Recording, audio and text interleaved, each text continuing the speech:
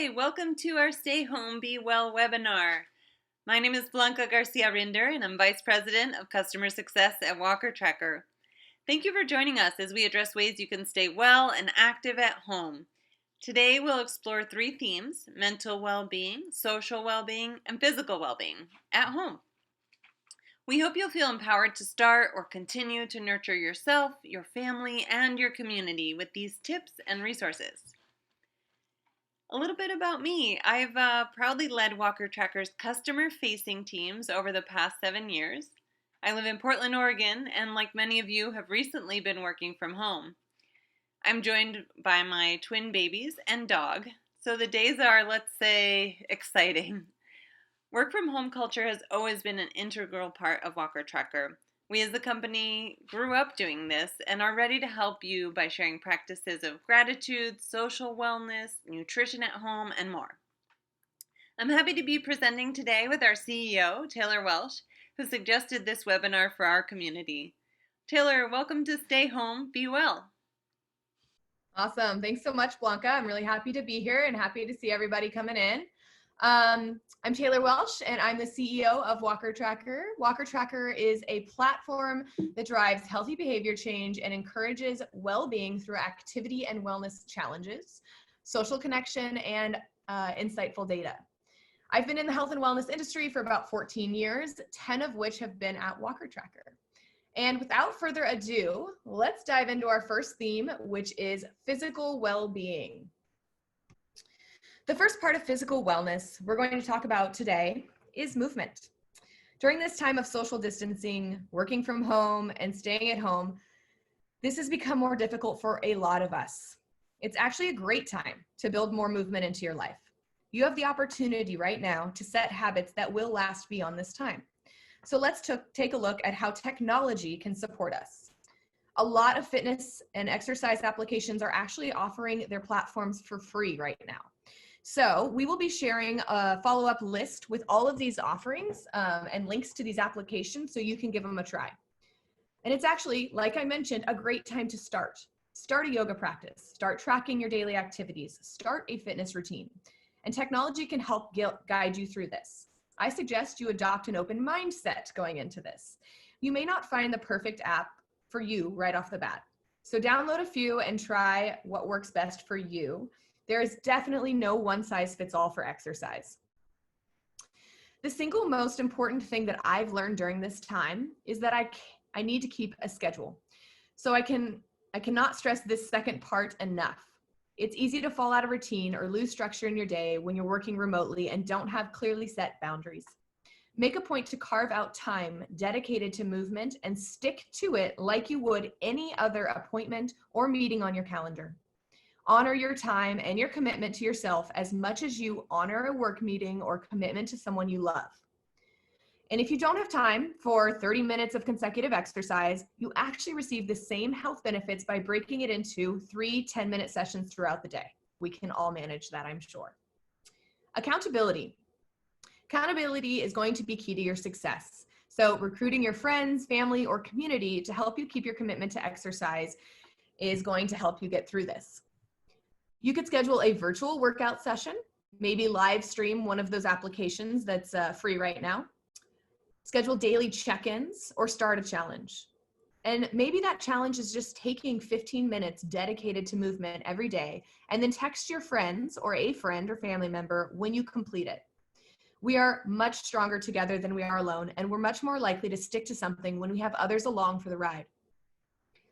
And last but certainly not least, our goals. Setting goals really pulls this all together.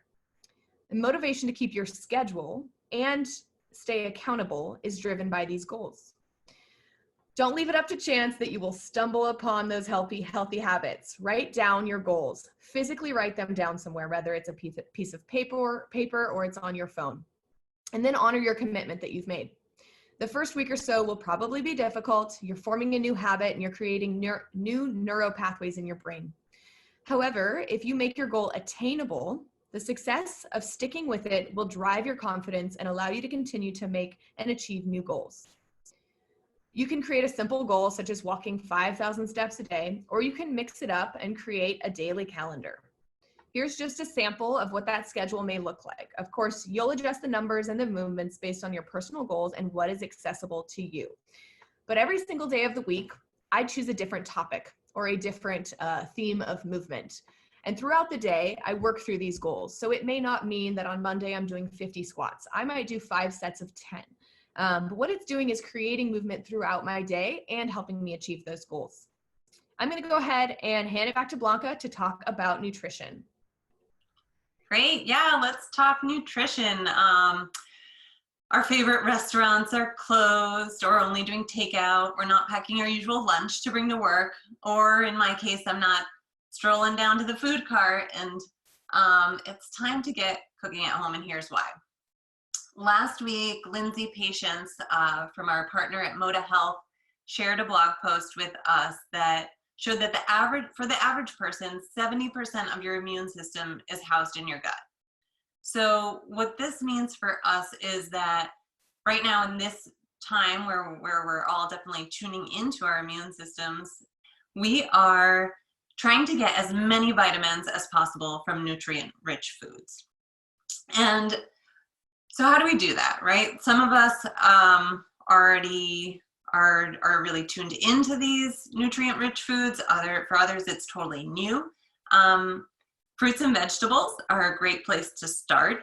The American Diabetes Association has a really great resource for healthy recipes, and I'll share that out in our follow-up email as well. But share those recipes with your family, your friends, your coworkers. You could even think about maybe starting a family cookbook in a Google Doc where everybody contributes into it. And that leads us into tech. So here we are, you find yourself maybe with extra time at home. Why not learn to cook or expand on the skills you already have? We'll be sharing a free offer for the Cook With What You Have ebook in our follow-up email. And there is a peanut sauce in there that's gonna leave you obsessed. Yes, I'd eat it with a spoon, and it's easily swapped out for almond or cashew nut butters. In addition to those resources, you can plan ahead. So maybe set a basket of healthy snacks close to your workspace. Of course, just far enough so that you'll get some steps in when you get up to reach for them. You could cook a big pot of rice and beans or add some canned beans to your pantry. Roast a big tray of veggies.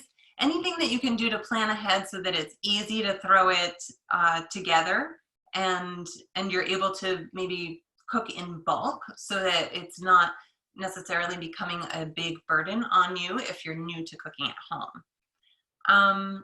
Another way to plan ahead is consider a subscription to a local CSA so that the veggies and fruits are delivered to you.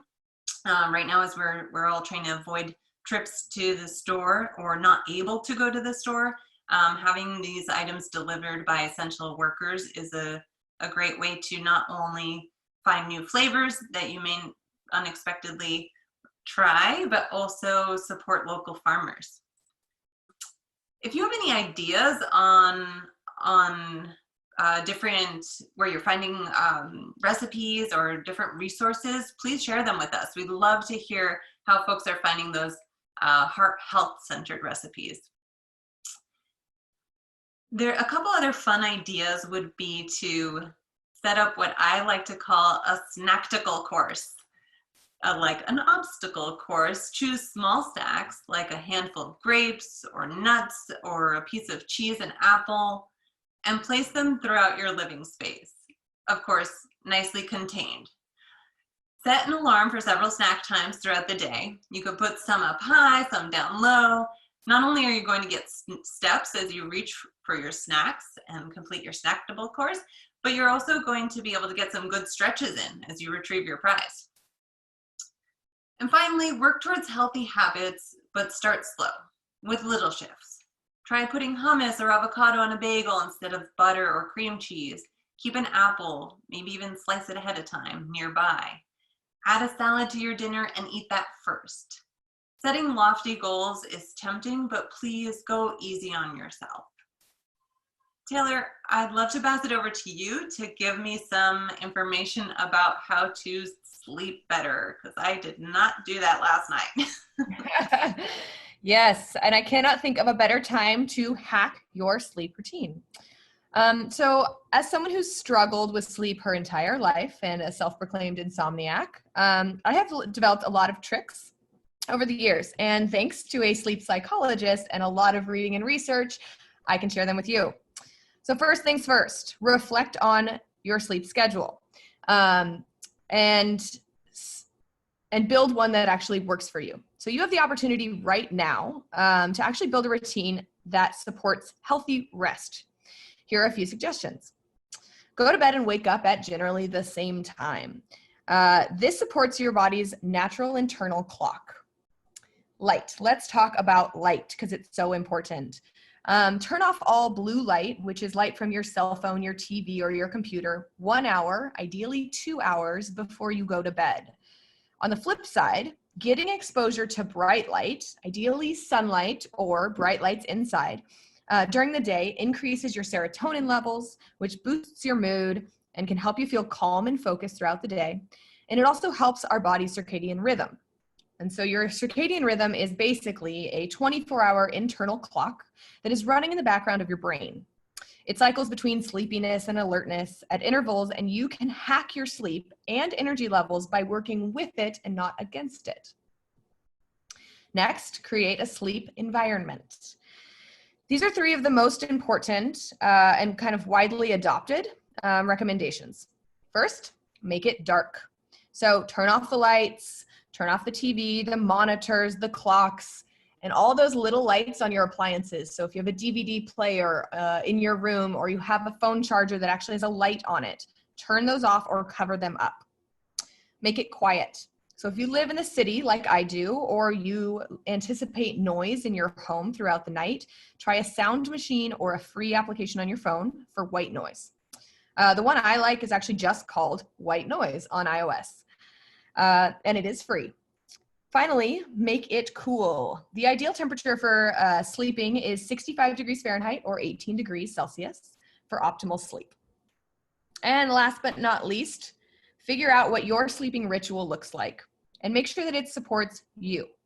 And this may take a little bit of experimenting. It's taken me probably about a decade to figure my perfect sleep ritual out. But here's an example of some things that you can try. Avoiding alcohol and caffeine at least 2 hours, if not much more, before sleep can help ensure you are able to actually fall asleep and then able to stay asleep.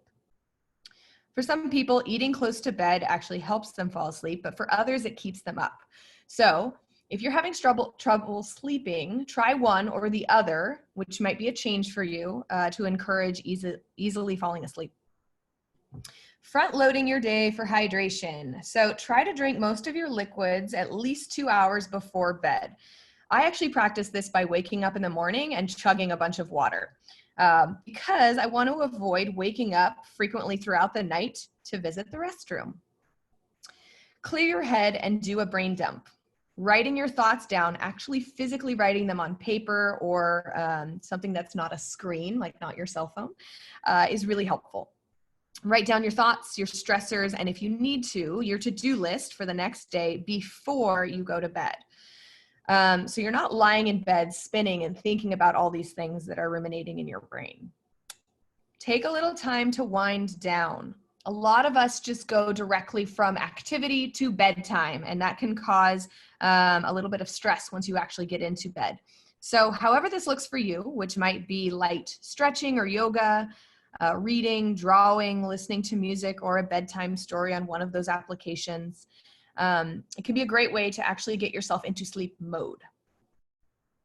A couple other ones are just shared on the screen there. And last but not least, something that may not feel natural to you, but if you're not asleep within 20 to 30 minutes of actually going to your bed, leave your bed. Go do a relaxing activity such as reading or listening to music, and then return to your bed when you are actually sleepy. This is all about associating your bed with sleep and not stress, anxiety, or allowing your monkey mind to get out of control while you're in bed. So it's kind of like sleep hygiene, if you will. I'm going to pass it back to Blanca to talk about social well-being. Thank you, Taylor. Yes, let's talk about social well-being, because for many, it can feel like that went right out the window overnight. It's normal to feel uneasy or stressed right now. You're not alone. One of the best ways to fight loneliness and depression during social distancing is by trying our best to stay connected to each other. And hey, we're doing that right now. Start by sticking to a schedule. Starting your day off with the same routine will make things feel more normal. If you're still working, you could try planning a standing coffee or team meeting with at least one colleague over a video chat. If you're not working, enlist a friend or family member to connect with virtually. And I bet they'd appreciate that too. Which leads me to the next point, checking in. I can't stress how important this is right now. While some of us live with other people or are still working and interacting with our colleagues virtually, not everyone is living in that scenario. So if you can do one thing today, it would be to reflect on a person that may not have been able to interact with someone else today, and reach out to them. It could be as simple as sending them a text message. It could be an "Are you okay?" or it could be a joke. Whatever you want, reach out. We can use tech to connect to folks. There are so many free apps for mobile and desktop out there. WhatsApp, Google Hangouts, FaceTime, Zoom, Skype, the list goes on and on. So yeah, give those single friends a call, those that live alone, those that aren't working right now. And even if they do have company at home, think about the introverts. Introverts, check in on your extrovert friends. They've never done this before. They've never been in isolation. So when you schedule your video calls with colleagues, also you could try rotating through your department to check in with everyone on a one-on-one. So maybe 3 days a week, you check in with someone different. And it could be as easy again as sending out an email invite. If they can't join you or don't want to, that's fine. It's easy for them to simply to not accept that invite, but you can reach out and make sure that you're available.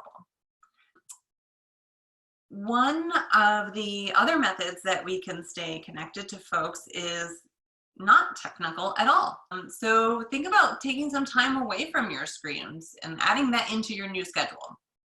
You could write letters, you could call a friend, you could even put a sign in a window. I was on a walk yesterday and one of my neighbors has put up this enormous sign in their big bay window that is a sloth hanging upside down, and it says, "Hang in there." And it just brought such a big smile to my face and made me feel so much better to know that we're supporting each other at a safe distance. And along those lines, don't forget fun. So adding those fun elements into your place, into your space, and into your interactions with others is going to look very different than it may usually.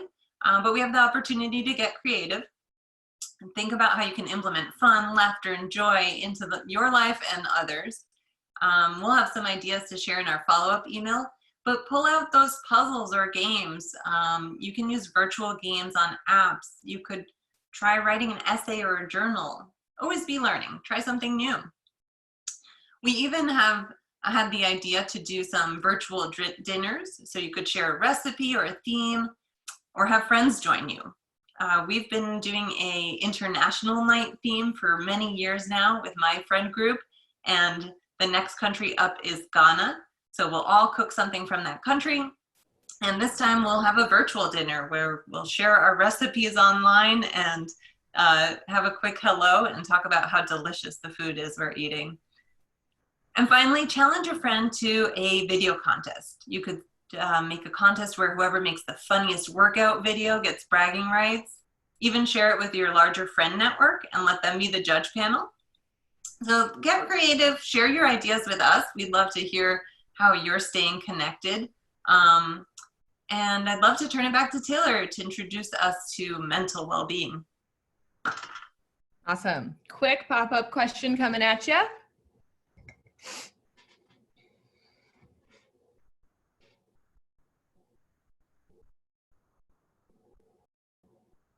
And while that's coming at you, I will go ahead and get started with mindfulness.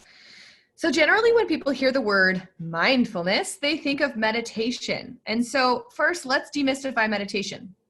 Although this practice has historic written records that date back to 1500 BCE, the modern approach looks quite different. Meditation doesn't take a single form.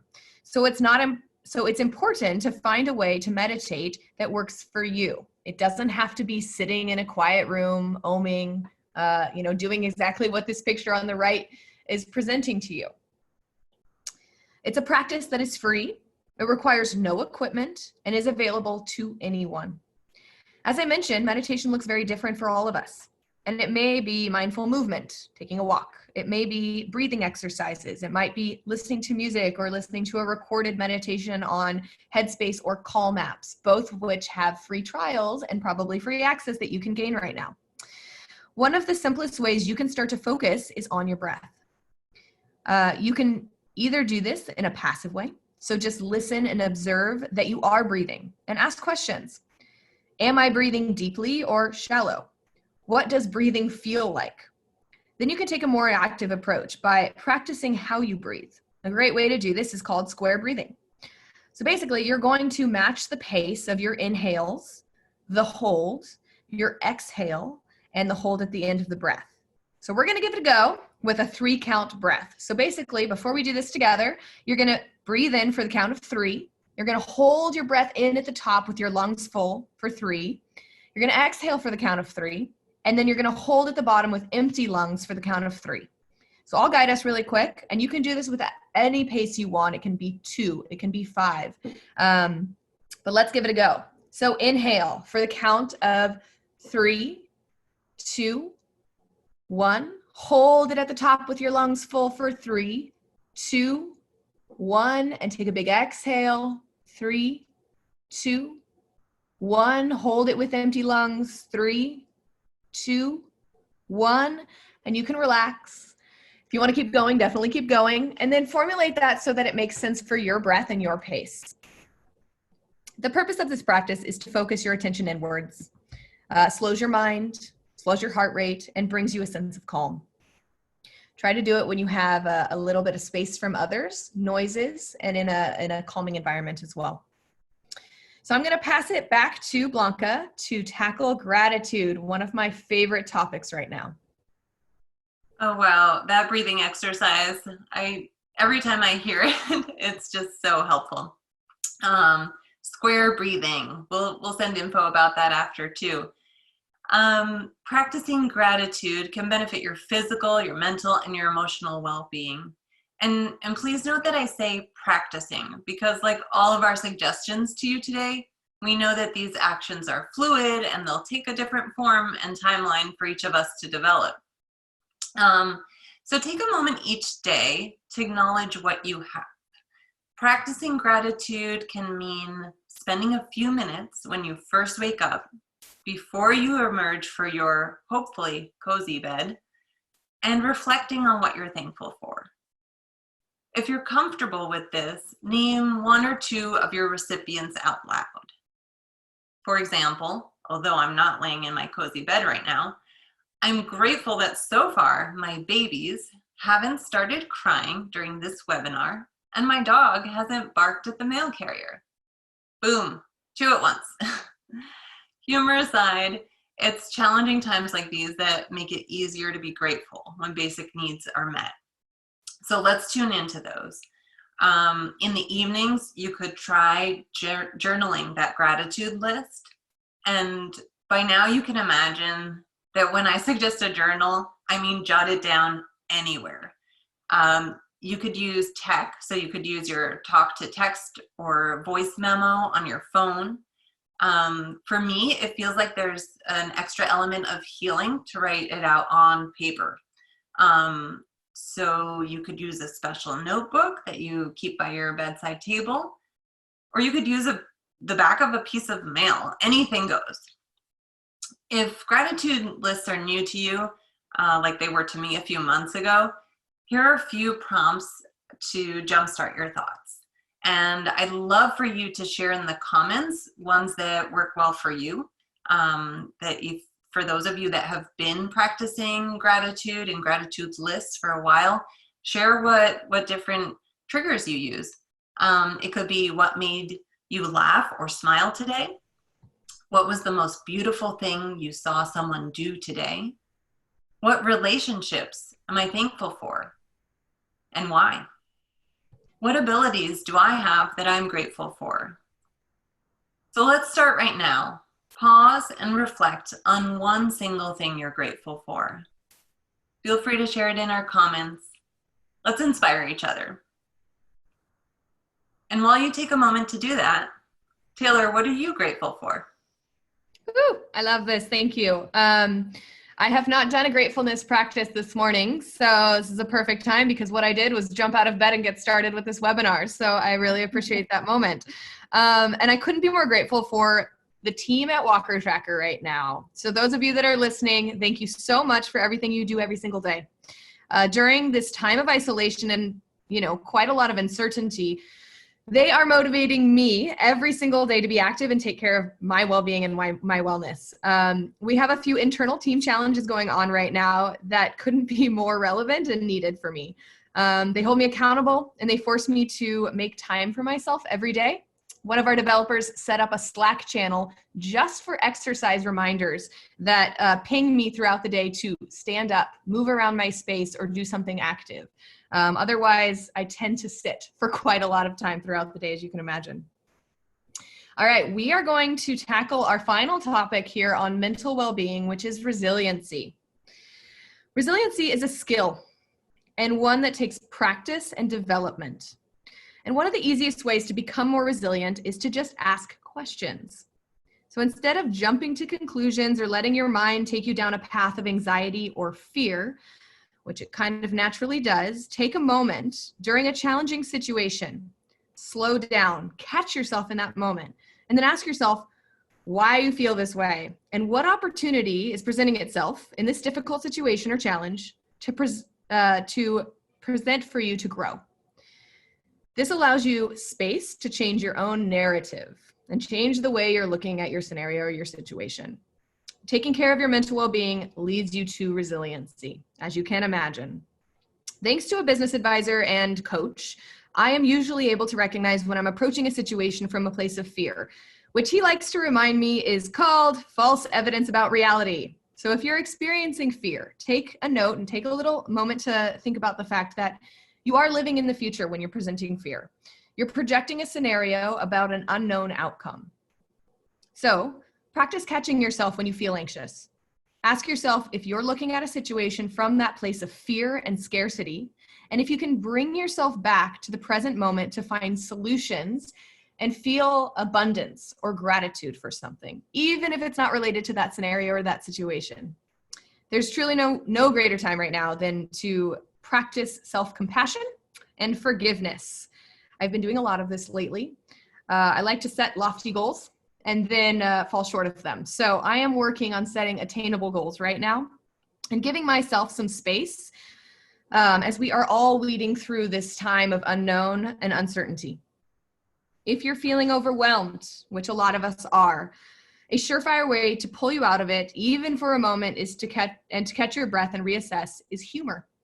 So don't forget, it's a human need to enjoy, to have fun, and to laugh. If you can manage to find some lightness in your situation, you are better prepared to tackle it. Finally, take action. Don't ruminate too long. I had a landlord years ago that used to tell me to get action.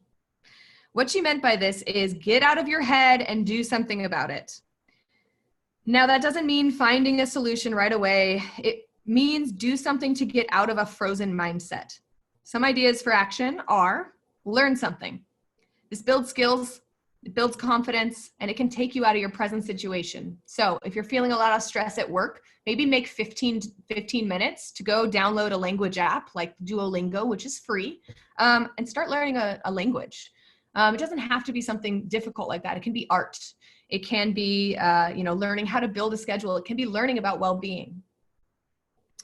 Embracing movement as well as a good skill by taking a walk or moving through to a different room. So You ever walk into a room and totally forget why you're there? Yep, they use that. Walk away from something, do something different, and come back to the task when you're in a better mindset to tackle it. So instead, if you're sitting at your desk and you've just been, head to head with this problem throughout the day, go to a different room, do something else, and come back when you're in a clear mindset to actually tackle that problem. And I'm going to pass it back to Blanca to kind of recap what we've gone over today. We have one final question that we wanted to ask you guys and hope that you'll share with us. So this is a prompt to get you started. What are you going to do or start tomorrow? We're not asking you to do anything today. Just listen, go about your day normally. Definitely start today if you'd like to. But if you would like to share something in the chat feature about one goal you're going to set to do tomorrow, maybe it's a single push-up. Maybe it's leaving your house, if you're able to, for 5 minutes and getting some sunlight. Maybe it's calling a friend. Maybe it's starting a challenge. So just write down one thing, share it if you would like to, and help other people think about ways that they can start to put well-being at the forefront as well. Awesome. We're seeing so many answers come in there. I love all the different ideas, all the different actions that people are going to start tomorrow or today, right after this webinar. Let's get to it. We heard some recurring themes today. First, schedule and plan ahead. So whether it's your movement routine, prepping nutritious meals and snacks, or scheduling check-in time with friends, family, and colleagues, sticking to a routine will help add some normal to this otherwise unpredictable time. Use technology. We have a wealth of resources to share that will come to you in a follow-up email along with today's webinar recording. But you can call on apps to connect with your friends, colleagues, and loved ones through video chat. You can try new games to keep you positive. You can try cooking courses to promote nutrient-dense diets, apps to help us through sleep and meditation and breathing exercises, and so much more. You can also share and connect. So whether you're a parent, whether you care for pets, live with roommates, or live alone, this time is challenging us all. And I call on you to keep kindness and positivity at the forefront in your encounters with each other. Yes, it's okay to feel crummy, which is why above all else, be kind to yourself. Thank you so much for joining us today. We would love to take a few questions if anyone has any. And again, we'll be following up with resources. While you put your questions in the chat, and Rob will send those our way. I did want to also add a reminder for during this time that we are all at home is the perfect time to complete your 2020 census online. You can go to my2020census.gov. It only takes a few minutes and it helps ensure that your community receives the federal funding that they need. And I want to thank our client who reminded us about this morning. So again, that's my2020census.gov. And you can go on there and complete your census, or if you received it in the mail, you can return it there.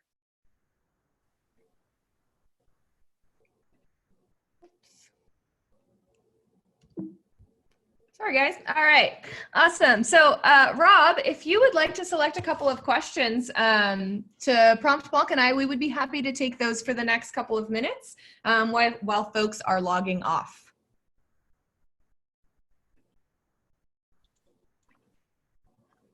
All right, let's see here. We've got a few coming around between the chat and the Q&A. So one thing we had was thoughts on how to stay asleep quickly and return to sleep if you wake up in the middle of the night. And I was wondering if your get up from bed and return to the room was applicable in the middle of the night versus just going to bed. Haha, yes, I love this question because this is something I have struggled with. So I typically wake up at like 2 in the morning, which is really unfortunate. So what I used to do is lay in bed and think about, oh my gosh, why am I not sleeping? Oh my gosh, my whole day tomorrow is going to be messed up because I'm not sleeping. And then it was just this downward spiral of anxiety and stress. And then you get all these hormones pumping through your body that are kind of putting you on alert. So yes, that is kind of the solution that my sleep psychologist told me. So I'll give you some free advice here because they're very expensive. Leave your bed.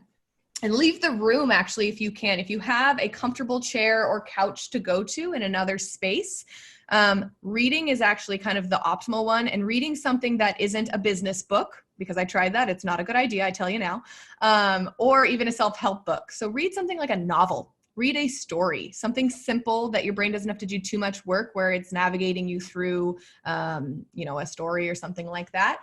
Listening to music is also a great one. If you happen to have a device where you can tell it to give you music, like, hey, Alexa, play XYZ, that can be really useful. So you do not have to engage with your phone or engage with any technology. You just really tell someone to play some music for you.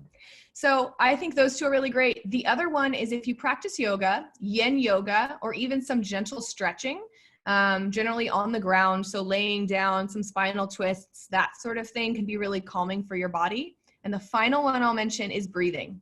So if you're sleepy, but you don't want to read and you don't want to do anything active, move into a chair and then do a breathing exercise, whether it's square breathing or just deep breathing or just focusing on your breath, asking yourself those questions, like a body scan, that can be really useful as well.